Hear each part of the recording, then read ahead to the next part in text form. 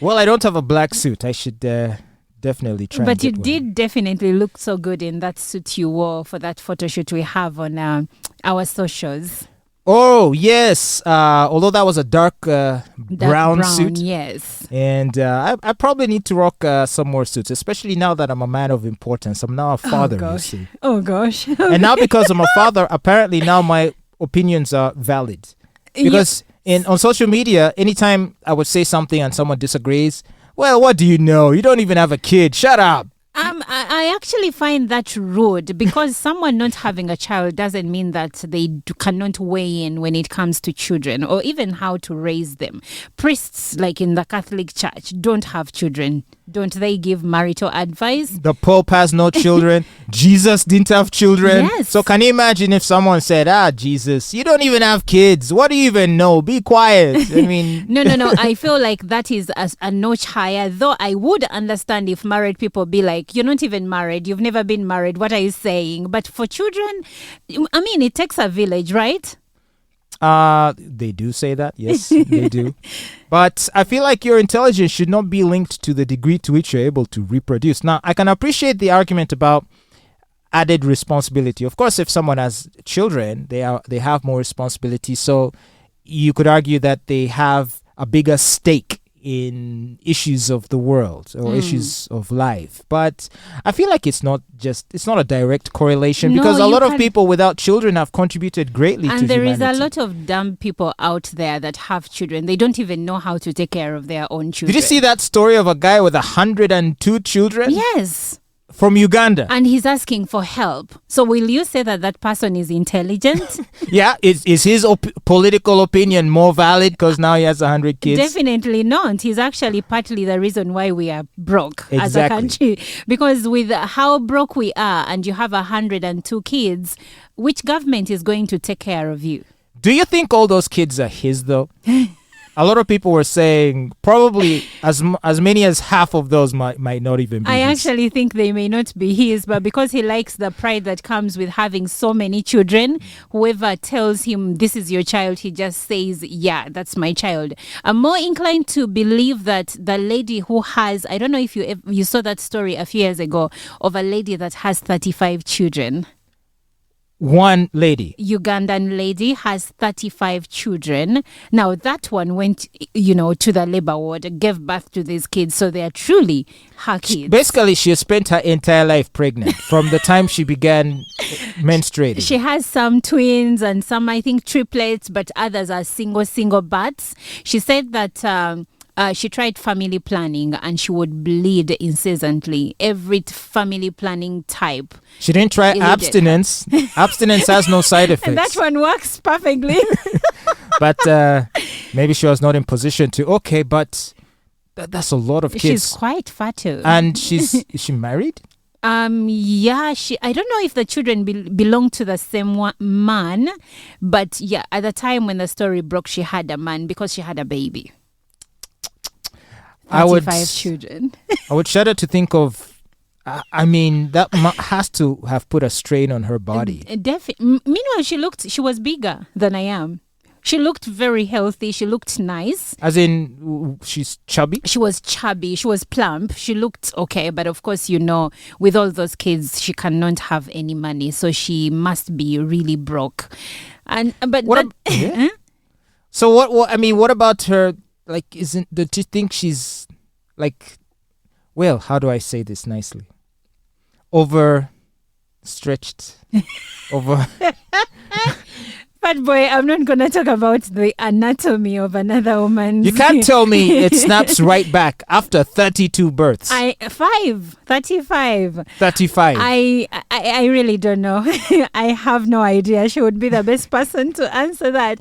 But speaking of people with many kids and, I have heard of couples who decide to do IVF, and there is a story I saw of a lady they had 3 kids with her husband, and the husband wanted them to have 5, but she didn't want to go back twice to the labor ward. So she was like, let's do IVF, have twins, and close the chapter. Guess what? She got quads. How is that possible? She got quadruplets, and so she ended up with 7 children. I hope she sued the clinic. No, she didn't sue that. It happens, by the way. There are many people that have gone to do IVF for one child and end up with two or How is triplets. that? Explain to me how that's possible, because my understanding is essentially the embryo is born in vitro. Essentially, you extract the egg from the lady the egg, and then from the man. No, for her, they were not extracting from her because she was the one with the uterus. What you're describing is what happens with a surrogate. No, but with IVF, they have to get your egg out, and then they get the man's sperm, and then they mix it in the dish or wherever they do, and then it produces embryos, right? Because usually. Actually, because with an during an IVF cycle, sometimes they can extract more than one egg from so that's female. what usually happens, because the chances of losing the eggs are high. But the thing is, what ultimately gets implanted in the woman are the fertilized eggs. So they can literally see what they're putting inside you. They can yes. They can say, we have implanted 2 eggs inside you, or 1 egg, or not egg but embryo rather. And then when it attaches, then congratulations, you have a pregnancy. Does it happen like that? I want to look it up. What do you think IVF is? You think IVF is you get the sperm from the man and then put it inside the woman artificially? That's what I thought. That's called that's not called IVF. It's called what? That is called intrauterine. There's a word for it. It's called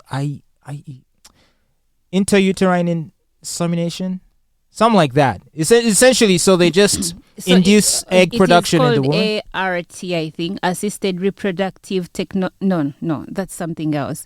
Let's see. No, that's fine. No, it is actually IVF. No, that's not IVF is a separate thing.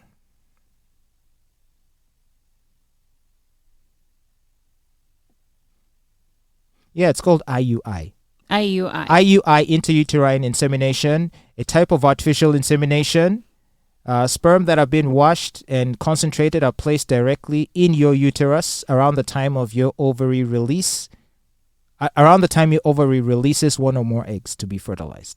So that's IUI. So why is it that couples say we ended up having more than what we wanted to have or what we had planned to have? Okay, because sometimes women may engage in fertility treatments to try to stimulate the production of more eggs. And with at least intrauterine insemination, there's not so much control as to how many of the eggs shall be fertilized, as opposed to IVF, where you're actually looking at the eggs in the microscope. So I think that's where I was getting the confusion. So the other one is IUI, and in that case, you have no control of how many eggs are going to be fertilized. Yes, you have no control as to how many eggs. But with IUI, you take out the eggs. IVF. You're looking at the egg, and you're looking at the sperm, and you're seeing it come together. No. I see the confusion where it was coming from. I was mixing up the two. So in the case I was talking about, I think they did IUI because they ended up with quads. Why do I know more about this than you? Because I've been able to give birth without trying. Maybe that's why. Yeah, and for the record, my child was born naturally. So oh gosh, as if you pushed this knowledge yourself. is just a product of research, unrelated research. But the way you say it, it's like you pushed it. You were there when you were pushing and feeling the pain. I was there, but I wasn't the one pushing. But of course, I like it when a man is in the labor ward. I like it when, you go through, he's not feeling the pain, but he can see what it takes to bring a child to I wasn't life. inside for the delivery. Oh, you weren't? But I thought you were there holding her hands. No, I was nearby. But tell me, by the way, I've never asked you, how was it, that experience of waiting for someone in labor for a given, number of hours? It was a distressing experience because the labor took quite a while. She went into labor around 1 or 2 p.m. And then I had to take her to the hospital. We arrived there around 3. And then from that point onwards until about 7 p.m. the following morning, she was in labor the whole time. Wait. The following morning? So 1 or 2, 3... No, not 2 a.m. 7 p.m. That day. Yeah. So from like 3 a.m. to 7 p.m. That was, how long is that? That's like, that's more than 12 hours. yes. That's So, a lot. And in all that time, you're discussing all of the options and all of the possibilities and all of the. So for me, I was also like, man, because I didn't understand everything, and explaining to me, different people telling you different things. But at the end of the day, we encountered someone who knew exactly how to handle the situation, and we were able to have a successful delivery. Wow. Congratulations again. Moreover, naturally. Naturally. Because usually when the labor takes a bit long, normally the option of a C-section is suggested. Yes. To the mother. And sometimes the mothers themselves, because of pain, may end up asking for a C-section. Not because it is viable, but because they're like, I'm so much in pain. Can we do something about this? The mother insisted on pushing. She's a strong woman. She's a strong woman. But I think that if the mother, especially for a first-time birth, if you can hold on, if you can try to hang in there, the child is still okay. There is no I've forgotten that thing that is usually the umbilical cord. The cord. There is no cord around their neck, and the doctors still see that there is a chance for you to push. I think that it's okay to hold on until the very last minute. I was in labor for about 10 hours with my son. And that's an experience. Yeah. Yeah, so I had my son naturally, but then the girls, I couldn't.